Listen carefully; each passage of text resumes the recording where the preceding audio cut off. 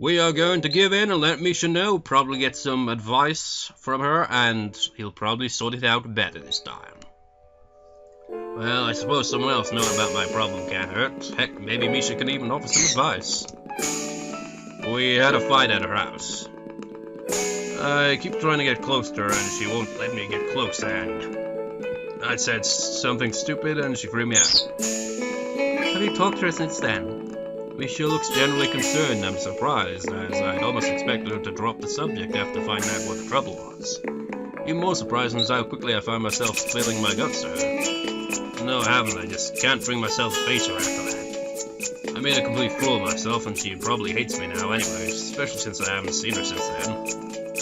You're pretty slow, Hee-chan.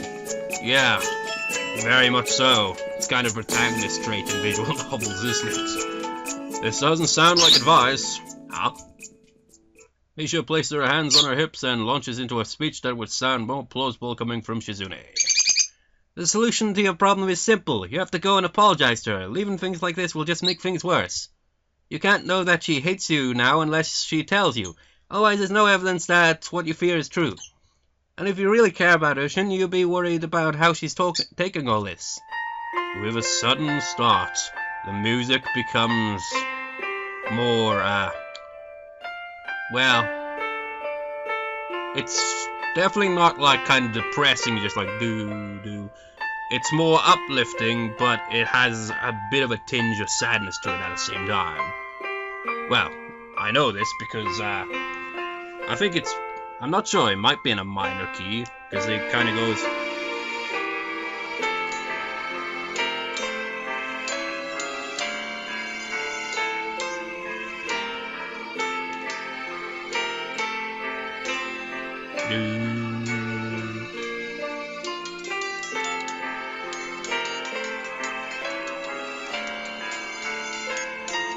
There is a spider on my bed. I think it is anyway. That was random. I think the key is D minor, or maybe it's F major, which would be the relative major of D minor. But I'm assuming this because the tab kind of has it playing kind of bits of like, well, D minor, I suppose. But anyway, with a sudden start, I realize that she's right. I've kept waking up to an early alarm because part of me wants to meet Emmy at the track for our runs. Is that a spider? Yes, it is. A very small one, but a spider nonetheless. I've kept running because I know that Emmy would worry about me if I didn't stay healthy. When I went on the roof yesterday, I was half hoping that she would be up there and felt disappointed when she wasn't. I'm an idiot. Kinda, Hee-chan. So, go and apologize to her as soon as you can, okay? I hope I'm out to say that I'll do it right now, but the lunch bell rings and I realize that I still have afternoon classes to attend. First thing after class is over, I'll go see her, I promise. And, thanks for the advice, I guess. Misha beams at me as if I were a child that had just learned his ABCs. Good, I'll let Hee-chan know that you're okay then. Yeah, you do that. With a wave and completely disregarding the fact that people are starting to trickle back into the classroom as opposed to out of it, Misha departs the classroom. Now, the walkthrough mentions that the alternative route is like also gets an extra CG because there's a CG missing on Emmy's page of CG mode, you know?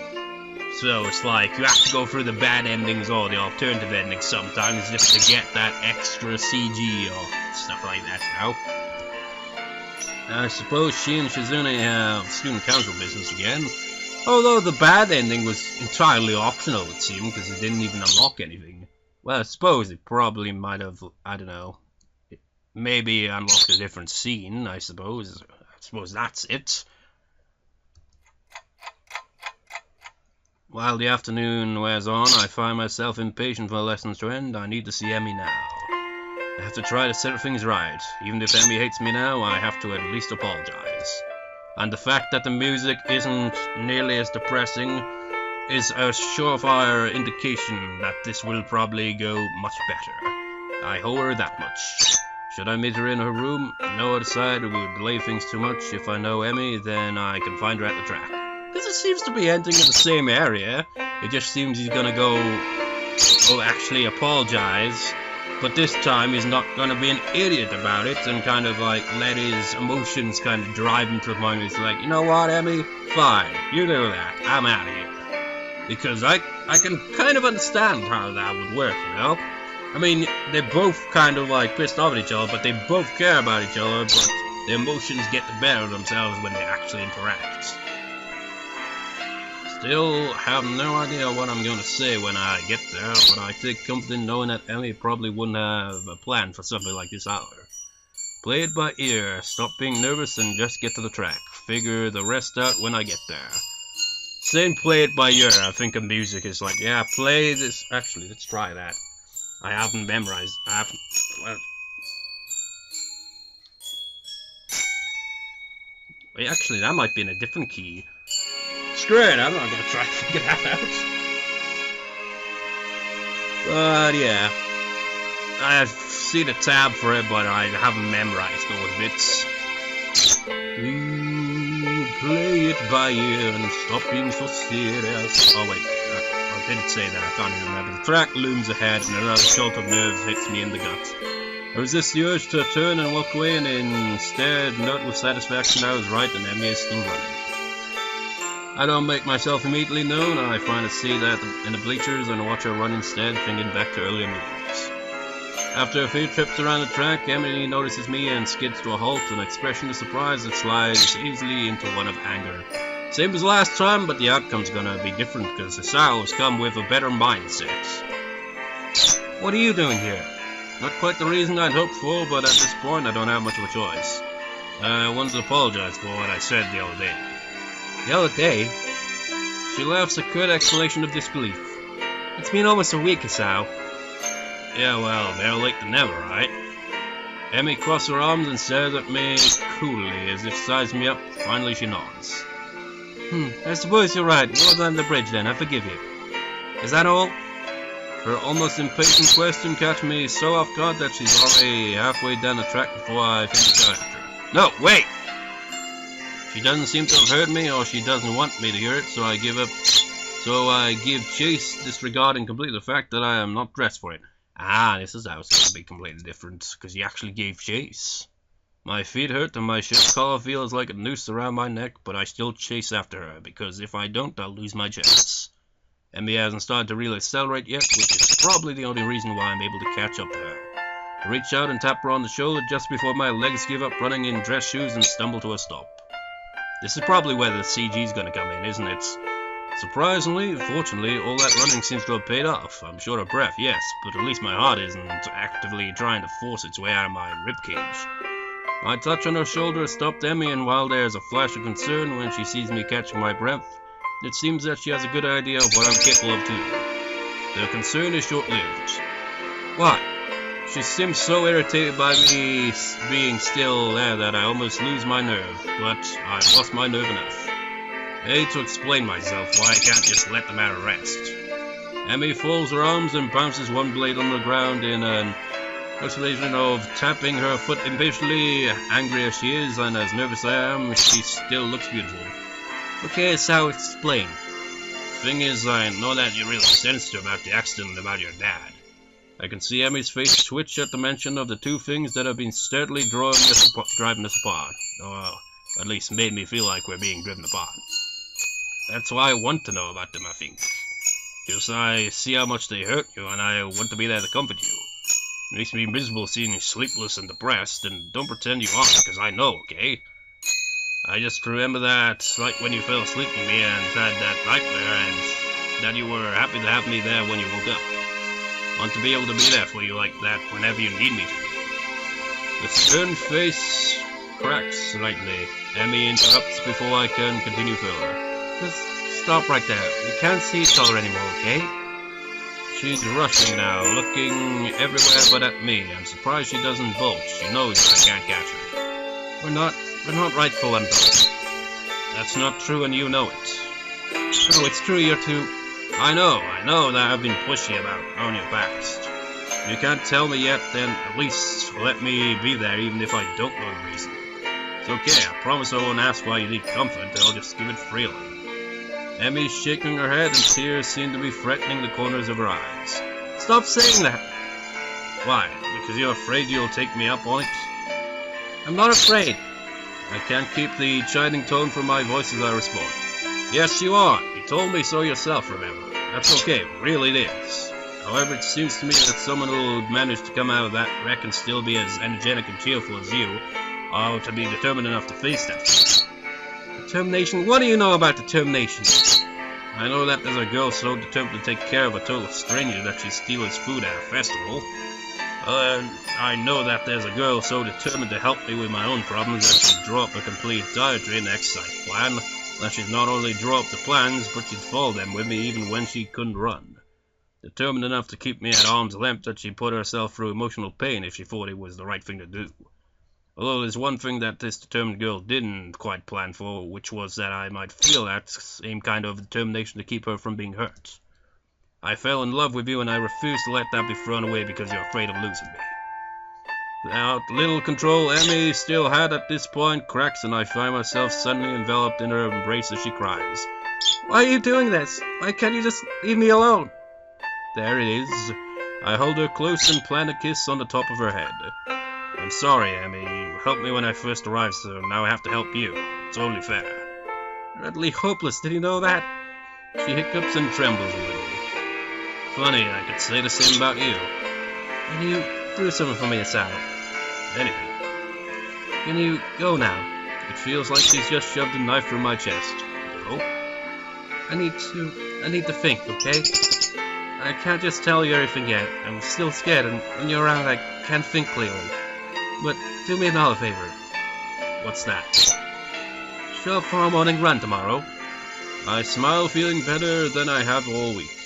Of course, I wouldn't miss it for the world. Emmy steps back slowly, almost reluctantly. She sniffles a little and then grins at me. A real smile that lights up the track, overpowering the fading evening's light. See you tomorrow, Hisao. Okay. She darts forward, suddenly plants a soft kiss on my lips, then steps back shyly. Spinning on her back foot, she takes on fronting again, and I know that our conversation's at an end. My lips tingle with the warmth of that brief kiss and the memories of other longer kisses. I walk back to my room with a spring in my step. Tomorrow when my alarms go off, I'll get up. So I imagine it probably, yeah. From this point, I imagine it just kind of goes to the ending the normal way. Because it did say that it was an alternative way of getting back to the normal ending.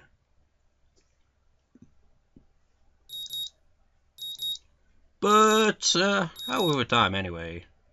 Yeah, I'll have it split into two parts, so let's go through this again. The morning sun is bright through my open window, and the sound of my alarm quickly has me up and about. I slept surprisingly well last night, securing the knowledge that at least I've got another chance with Emmy. If I can just keep myself from doing anything stupid, maybe I'll find out what's been eating her recently. I have a few educated guesses, but nothing concrete, and certainly nothing that I'm going to say to her. I'd much prefer to have her tell me herself. Emmy is waiting for me as promised, looking a little haggard, but otherwise bright and cheerful, much more so than any previous day this week. I wonder if this scene will play out slightly different because of the alternative way of getting to it. Hisao, you're late! I wave my hand dismissively. Nonsense, you're just early. Emmy grins back, and it feels like we're finally back where we should be with one another, with the cheerful music. Except now, Emmy, not just me, wants to take another step forward, although it's part of me worries that she is back out at the last second. A moment. Right. Hurry up and stretch, Hisao. I don't want to miss the bus. The bus? Yeah, the bus. I want to show you something, and I don't want to be late. Oh, okay. Try not to grin too wide. I'm happy beyond words that Emmy wants to hang out after the run at all. But her promise to show me something has me even more intrigued. Is this what she had to think about? I wonder just what she's planning to do. She's planning on letting the bird chirp to its heart's content. My ears. I quickly go through my warm-up routine while Emmy bounces impatiently from one foot to the other. She really does seem to want to get moving as soon as possible.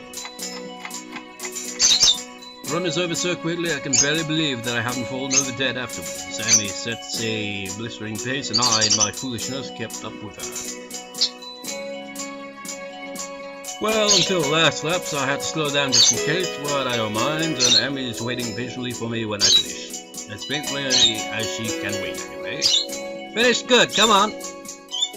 Grabbing my arm, she practically rushes me down to the nurse's office.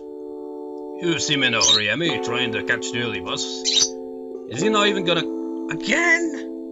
As I was saying, is he going to, like, even comment on the fact that Hisao hasn't been actually regularly visiting because of the alternative route where he was kind of, like, ignoring her and him, essentially, for a week? Yeah, I told Mum I'd be back for lunch. Well, I'll take care of you first, then. But Hisao's gotta come with me, too. The nurse raised a single eyebrow at the statement and feared that the two of us searching me. Really? Today, huh? Emmy's response in a nod, followed by a surprisingly shy grin. Well then, we'll make this quick. Emmy enters the nurse's office and I patiently wait outside her to be finished, wondering just why the nurse seemed to be surprised by Emmy's declaration. I feel like I'm missing out on some joke or the significance of today beyond the fact that it is clearly significant in some way. True to his words, the nurse has Emmy out of his office surprisingly quickly, and I take her place after promising to meet up at the front gate. The nurse takes my pulse and listens for it. Your heart beats faster than usual. Been pushing yourself again, have you? Well, Emmy seemed in a rush to get through the run, so... I'm not surprised. Today is rather important, I think. I suspect that could be the case, but I have no idea why that's the case. She hasn't told you. Interesting. So you're not going to tell me all of it. No, I'm not. I suspect that Emmy has her own plan for explaining today, too. And I don't want to mess with that. You'll find out soon enough, so what's the rush? Now, as for your heart, I would take it easy for the rest of the day. No spontaneous races or anything like that. Got it. Got it. You won't have her running legs on anyway, right? No, but if you think something like that's going to stop her. Good point. I don't think it'll be much of an issue today of all days, but still. If he's trying to reassure me, he's doing a terrible job. I'm quickly becoming more and more worried about what today could be for. Like, suddenly find out Emmy's in a cult or something. You know when I mentioned Katawa, where it was like, look at that new Katawa with bad endings? I mean, it isn't, well, actually it is a bit of a cult thing going on in that. And like this one ending with these two characters that you barely interact with, oh, that ending was just, oh, that was terrible. I mean, all the bad endings are terrible, but for some reason that one just struck me as the worst. It's like, just horrible. I hated it so much. It's like, god damn, just like would have preferred to freaking not gone through that one. That was terrible. At the same time, if today is such a big deal and Emmy wants to be with her for it, then maybe she really does want to grow close to me. Maybe this will be the answer to all the riddles, to the sleepless nights and the sudden mood swings.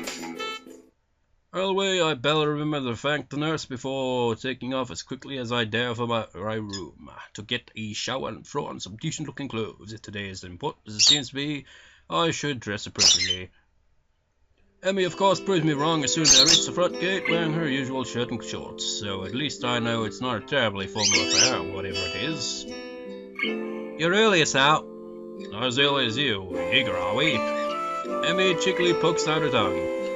The bus stop isn't very crowded at Hisao, which seems to please... I did this in this freaking... I made the same mistake in the last time I went through this scene. By thinking that Emmy is reading the line because of her expression change. The bus stop isn't very crowded this hour, which seems to please Emmy, and we end up relaxed a little as we wait. We sit in silence for a while, but I can tell that Emmy is trying to work herself up to say something. I don't have anything to say myself, so I sit waiting for her to talk. It doesn't take too long. So, I'm sure you're curious as to why the nurse thought it was so weird for me to bring you along today. I was a bit, yeah, but if you're not ready to tell me. Emmy stops my sentence by placing a finger on my lip. Don't tell me, sir. I want to tell you this, but I'm just uncertain as to how to go about it. I don't want to keep delaying or deferring. I just want to be able to say. Say it. No, that's not going to be that easy for me, Hisao. So treat it like running. Warm up to it with something small and easy and go from there. But don't do it too fast, okay? I'm a patient man. I can wait for you to get to it. Emmy seems to consider my words, weighing them against what is probably desired to get it over with. Will admit, as much as I keep telling Emmy to take her time, I wouldn't mind her getting it over without her. It's like, I'm a patient man, you know. That's why I was so impatient with trying to figure out what is bothering you. But somehow I know that Emmy probably needs more time than the bus ride will provide to get it all out, whatever it is. Yeah, maybe you're right. The bus stop probably isn't the best place for this anyway, but just to make sure that I don't go back on my word, I'll at least say this. She takes a deep breath, lets it out, and after a moment she says in a low voice, "We're gonna see my dad today." The words hang in the air, and I can see that Emmy's afraid that I'll panic and disappear in response, which a part of me almost wants to do. But it would be stupid of me to back out, or to suddenly abandon a promise I made to be there for Emmy when she needs me. I just thought it was so weird of her to bring me along. She doesn't bring anyone else along, or at least I'm willing to bet that she hasn't before today. Today seems to take on an even greater significance. What has it taken Emmy to even get this far? Why, is that the best I can manage a response? Yeah, I don't know what I should say. Nothing, I think. Just promise that you're going to come with me. Of course, you know I will. Emmy smiles weirdly, looking a little relieved. Good, in that case we better get going. The bus pulls up just a little after she finishes the sentence. Vague memories of my first trip out here come to mind as I step on the bus, but unfortunately they're too vague to be of any use. I will be the first to admit that I don't quite recall how to get to Emmy's house, so I let her lead the way. She seemed content to walk in silence, and I myself have no idea what I could possibly say. So I arrive at her house, having said nothing since getting off the bus. Emmy's mother opens the door and doesn't seem surprised to see me standing next to her daughter. I expected Emmy would have phoned ahead to let her mother know of the change in plans. Emmy, Hisao, you're just in time. Lunch is just about ready. Great, I was afraid we might be running late. As fast as you were going this morning, I doubt there was much of a chance of that. I certainly hope she wasn't too much of a bother, Hisao. She tends to get a little paranoid about being on time when food's involved. I hadn't noticed. This earns me a swat on the arm from Emmy, who, despite the serious nature of our conversation on the bus and the almost brooding quiet walk, has quickly become cheerful again. Probably to keep her mother from worrying about whatever it is Emmy plans to tell me later. Miss Shirazaki ushers us in, and in short order we're about around the table devouring lunch, and realized how hungry I was until I got here, but for once I seem to be eating almost as much as Emmy. Goodness, it's a good thing I made so much. The two of you are acting like you haven't eaten in days. I skipped breakfast this morning. Me too. Had to catch the bus, I assumed. And I figured you'd make too much food, so it wouldn't matter if I skipped breakfast. Well, it's good to know that I'm predictable. Emmy nods enthusiastically, and conversation falls off again as we very nearly clear the table of anything edible, including the table itself. But then that wasn't particularly edible, so we skipped that. It is a testament to the sheer amount of food on offer that we don't finish everything. I lean back in my chair with a sigh and thank Miss Shirazaki for the food. I'm glad you liked it, Hisao. Now, has Emmy told you where we're going? Yeah, sort of. Is it far from here? Not really, but we'll drive there at the same time. It closes kind of early. I nod in assent and stand up ready to go. Well then, shall we? Miss Shirazaki nods and I leave the room to grab her keys. Emmy, I notice, has started to fidget nervously. Second thoughts? Emmy smiles tightly at me and shrugs. She's fallen silent again, which probably means I'm right and she is starting to regret bringing me along. Not that I blame her, she's done such a good job of shutting me out that I doubt it's easy to suddenly open up. Honestly, I'm worried that she's forcing it. But she said while waiting for the bus that I'm not supposed to give her a chance to back out. And since I promised to go with her anyway, I suppose there's not much of a choice. I can't go back on my promise and she can't go back on hers. I just hope the both of us are up to it. We're off. Emmy's mother blows through the dining room, collects it over us, and heads out the door at a brisk pace. Now I know where her daughter gets it from. The car pulls up at the cemetery gates, and I feel Emmy tense up beside me. I reach over and give her a hand a comforting squeeze, which causes her to relax a little. Miss Mull doesn't follow us, explaining that she prefers to visit the grave alone. Emmy steps through the gates, then looks back as if to make sure I'm still there. We step into the cemetery. I don't feel comfortable in cemeteries. Gravestones litter the ground, each one serving as a reminder that someone used to be alive and is no longer. How many died young? How many were as old as I am now? When do I wind up with a marker of my own? How much longer do I have left? The concept of not waking up, not seeing Emmy anymore is not a happy one. It frightens me, and I very nearly turn around and exit right then and there. I don't want to go among dead people. I don't want to see their stones and think about who they were or what they could have been if they'd only had more time. Then I look at the girl next to me, and my resolve returns. Emmy striding purposefully down the path, eyes clear, setting the pace. It's very nearly a jog. The sooner we get there, I suspect she thinks the better. We're here. A gravestone wholly unremarkable in everything except for the name etched upon it. The grass has grown up around the base. But, since they don't actually say her father's name, in English, any viewers able to translate this? What the name is? I mean, it obviously ends with Ibarazaki, obviously, but what his first name is, I have no idea. Emmy's eyes are related to the stone. After a few moments, she turns around, looking surprisingly calm yet solemn. Pink's not actually my favorite color, What? I'm warming up to it. People tend to think that pink's my favorite color. I think it's because I like strawberries, and even though those are red, they just assume that pink's the right color for strawberries. And that is my favorite color, but it's not. I'm too polite to tell anyone otherwise, of course, and it's not the kind of thing worth getting worried about. But I'll bet even you thought pink was my favorite color. Blue, that's my favorite color. My mom and dad are the only two who know that, and now you do too. Thanks for telling me, I think. You're welcome. There's a pause as she considers what to say next, drawing a quick breath. I can't catch a tune to save my life. I can hum, but actually singing a song is something I've never been able to do. I don't mind because I'm not a fan of karaoke anyway. Though I wonder if I'm able to sing on key or anything like that. I'm able to kind of recognize kind of music, like keys and all that, but that's usually when I'm actually playing along to it. I'll just figure out the key of what's being played by, playing for scales and be like, okay, figure that one out. But at the same time, tuning a guitar by ear, I find that difficult to do because I'm like, is this standard tuning here, or have I gone half a step down, half a step up?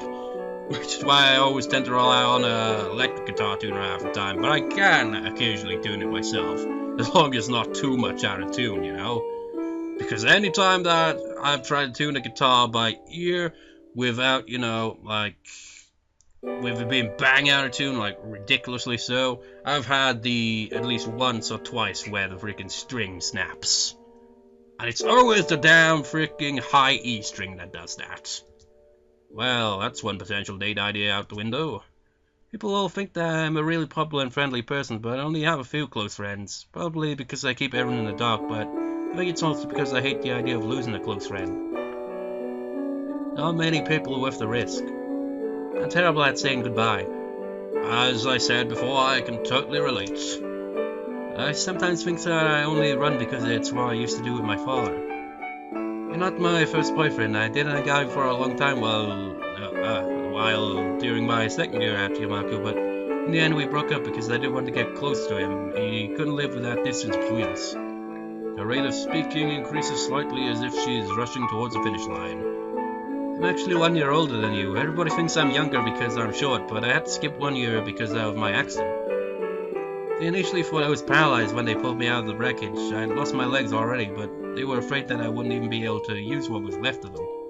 After surgery, it was clear that the initial assessment was mistaken. I couldn't feel my legs because of shock, short-term paralysis due to the other trauma I'd experienced. My recovery was one of the fastest they ever seen, or so they told me. I never found out if they were serious about that or if they told that to all the patients learning to walk again.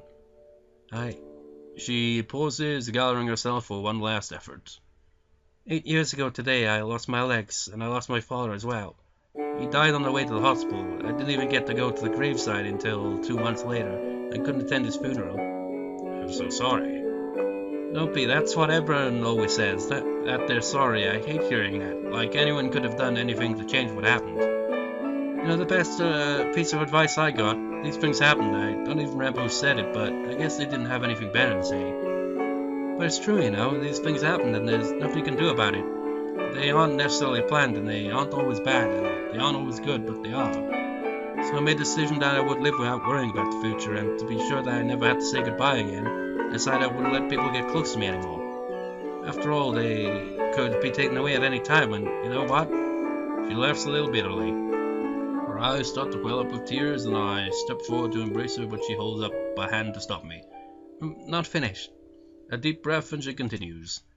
It worked pretty well, until I met you and saw that you were trying to adjust to stuff here, so I wanted to help you. Then you were so nice and I couldn't help it. The tears are flowing and she accepts the embrace this time. The rest of her sentence is mumbled into my chest. I tried not to fall for you, but I did, and then I tried to keep you at a distance, like with my first boyfriend, but I couldn't. But I've been so scared because I don't want to lose you, and I might anyway. Hey, I'm still around, right? Maybe I won't be forever, but don't you think it'll be fun while it lasts? None of us could survive the day. There could be a bus crash or something, but as long as I know that I've been with you, I don't think it matters. What I find weird, though, is that on the way to the cemetery, well, when they just arrived at the cemetery, he had those kind of thoughts just like, I don't like cemeteries because of this and that and this and that. Now he's kind of doing the opposite and kind of like putting a positive spin on it. It's like, yeah, nothing lasts forever at all, but hey, it's like, make the time we have right now meaningful. A sudden thought strikes me and I can't help laughing. My condition had scared me of dying so badly that I immediately seized on the opportunity Emmy presented to improve my odds of living longer. But without Emmy, would there have been any motivation to keep up with my running? It's me that Emmy is the reason I want to go running every day, so I can spend as much time with her as possible. Emmy looks at me confused. We'll go on living until we stop, and when we stop living, we'll be able to know that at least we've had time together, and I wouldn't have it any other way. Because I love you, Emmy, and right now that's enough for me. Emmy smiles through her tears and steps back from me. You know, it's funny. What is? I thought that the best way to live in the moment was to do it alone, but now I don't think I'd have it any other way, either. I'm glad I met you, Hisao. Well, these things happen.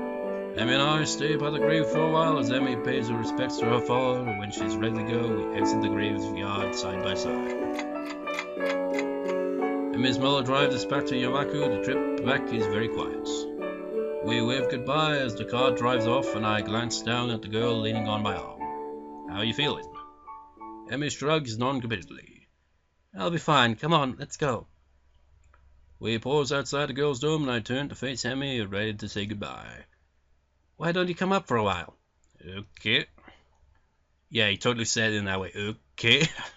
Walk up to her room is in silence. I'm not sure why. I supposed I'd be turned away at the door. Guess I just assumed she'd want to be alone. Her mum, the nurse, Hal, everyone who knew the significance of the day, seemed to think it best to leave Emmy alone. But she took me into the graveyard with her. She told me the whole story of what happened on the day she lost her legs. She wouldn't be around. The significance of this does not escape me. Emmy opens the door and steps into her room, not even bothering to invite me in, holding the door for me expectantly. I step in, and the door swings shut behind me. Hey, can I ask you a favor? Sure, can't guarantee I'll do it, but... Emmy giggles and pulls me into a kiss that starts out soft but deepens into something almost desperate. Stay with me, please. Her voice dropped to a whisper. The question is barely audible over the sound of my own breathing. There's something about the way that she asked the question, the hesitancy in it, the quiet voice, that makes me think she doesn't mean tonight. No, she means exactly what she said. Stay with me, not tonight or forever, because both of us know there's no such thing as forever. There's no time limit to her request, there's just a request. The favor. Can I do that? Can I stay with her? Of course.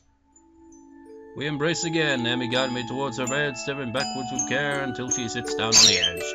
And it goes into one of those scenes, and I did on-screen the build-up before it actually went directly into that scene, but I'll off-screen the whole thing this time to the point where it's at the end of it. So, off-screening. Wait, I should have probably on-screened that bit where she says I love you at least. Oh well. I hate having to readjust the angle because it's still like part of one of those scenes. The morning light seems to reach further into Emmy's room than it does into mine. It results in my waking up earlier than I would have if I had gone back to my room last night, as had previously been our routine. I did not realize it until this morning, but this is the first time we've actually spent the night together. A small movement from my partner's still slumbering form caused me to look to the side. Hair splayed across her face, Emmy continues to sleep peacefully, curled up next to me. It's slightly weird seeing her wear her trademark twin tails, but it's also a look I could get used to. Which boggles my mind how I didn't comment on that till last time. But it's like, you know what? We haven't actually ever seen her hair down like that before. And I didn't even comment on it. What the hell? The small sides of the beds here necessitates her curling up, but I'm pretty sure she would have done so anyway. The covers are nearly over her head, and I smell as an errant stand of hair causes her nose to twitch slightly. Unable to help myself, I draw her a little closer, a move which she seems to think is a good idea. Her steady breathing, great breath raises a trail of goosebumps on my chest, but I don't mind. I'm no longer tired, but I do not feel a need to move from my current position. Emmy's warm body and repulse against mine is far too comfortable to move. I gaze up at the ceiling and consider how it is that we got to this point. We've been close for a while, but not this close. It seems like only yesterday that she ran into me in the hallway and, after apologizing, decided to take an interest in my well-being. That grew into something else, which I at least was not expecting. One thing is for certain, having found Emmy, I will try as hard as I can not to lose her. My morning musing is interrupted by fuller movement from Emmy. Her eyes flutter open and she seems briefly confused by my presence in her bed as well as her current state of dress, which is non-existent. I mean, look at that! Long hair! I mean, you don't really see it that way, because, like, she's always got it in, are they called? I forgot what they're called now. Then she smiles happily and sits up her face, looking down at me. Good morning, Hisao. I sleep well.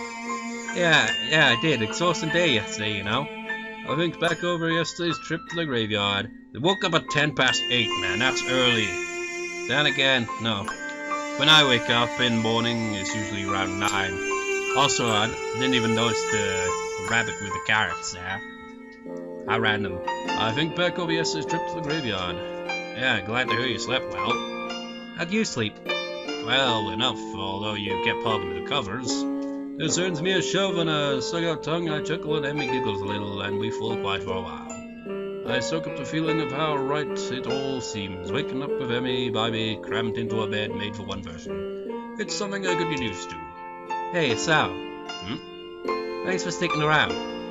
No problem, saved me the walk back anyway, right? This draws another giggle, but then Emmy's expression turns serious again. No, really, I kept trying to push you away because I thought that was the right thing to do, and you stuck around through it all. I haven't made any of this easy for you, but you stuck it out anyway. So really, I mean it. Thank you. She punctuates this by giving me a kiss, pulling back and looking at me with an expression of affection. I reach up and ruffle her hair. Ruffle, ruffle, ruffle, ruffle. All the while I'm stupidly lucky, I think, to have come through something after my heart attack and to somehow have found this girl is nothing short of a miracle. You're very welcome, Emmy. I couldn't bear the thought of giving you up. I'll even continue to stick around if you want. I like that. That settles it then. I don't know how long my heart will keep working, and I don't even really know what I'll do after this year is over, apart from going to university. As long as Emmy's around, I think it'll be okay. I've managed to help her, and she's managed to help me. If we keep doing that, we'll be okay, I think. So, Hisao. What do you want to do today?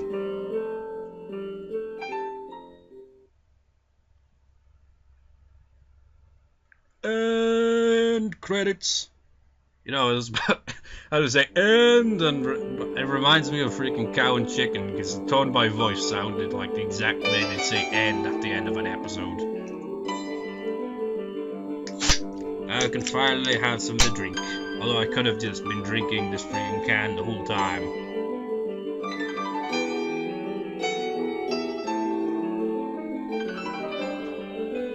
Ah, that's refreshing. So is it called promotion a lot or something like that?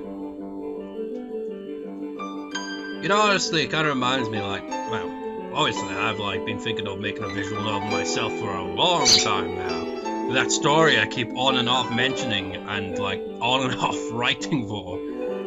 But like, even when I eventually, if I even do finish writing that damn story, I've got to go back and kind of like make some of the scenes, you know, have a visual novel feel where it actually like is in the right perspective. Because like early on in the start of the story that I wrote was more in a kind of script like way, like a kind of movie would be, I'd imagine. So yeah.